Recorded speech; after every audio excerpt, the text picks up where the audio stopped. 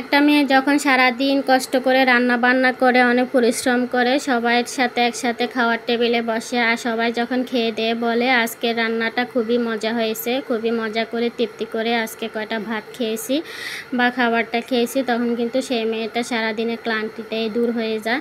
তো যাই হোক, আমার হাতের মাংসটা কেন আমার পরিবারের সবাই এতটা পছন্দ করে সেগুলি আমি এক এক করে সবই ভিডিওর মধ্যে বলে দেব।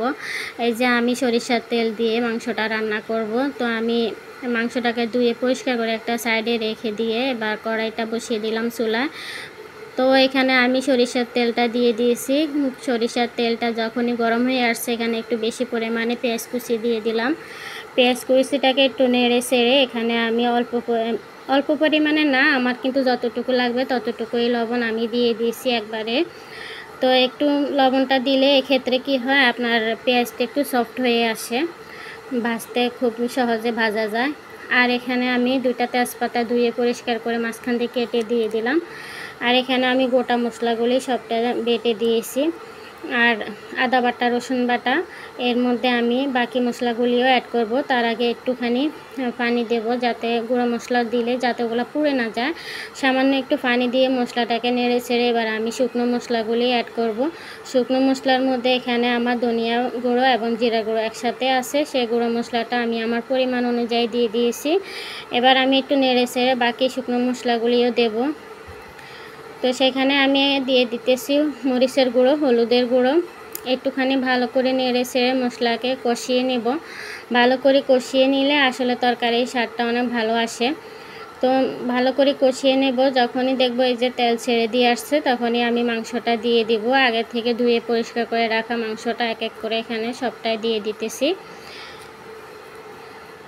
তো পুরো মাংসটা দিয়ে ভালো করে নেড়ে ছেড়ে একটু ঢাকনা দিয়ে আমি কষিয়ে নেব।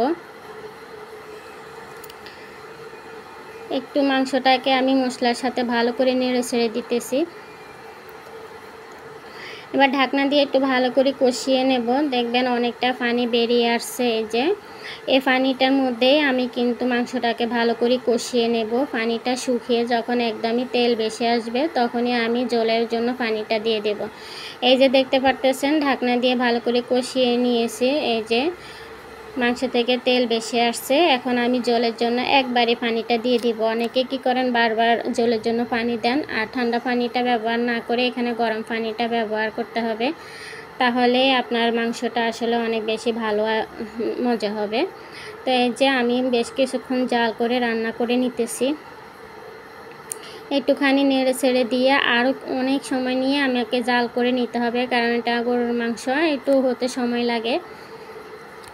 চেষ্টা করবেন ঝোলের পানিটা একবারে দেওয়ার জন্য, বারবার দিতে যাবেন না, এতে করে আপনার মাংসের স্বাদটা কিন্তু কমে যাবে। এই যে বেশ কিছুক্ষণ রান্না করে নেওয়ার পরে আমি মাংসটা তুলে নেওয়ার আগে একটু গরম মশলাটা দিয়েছি।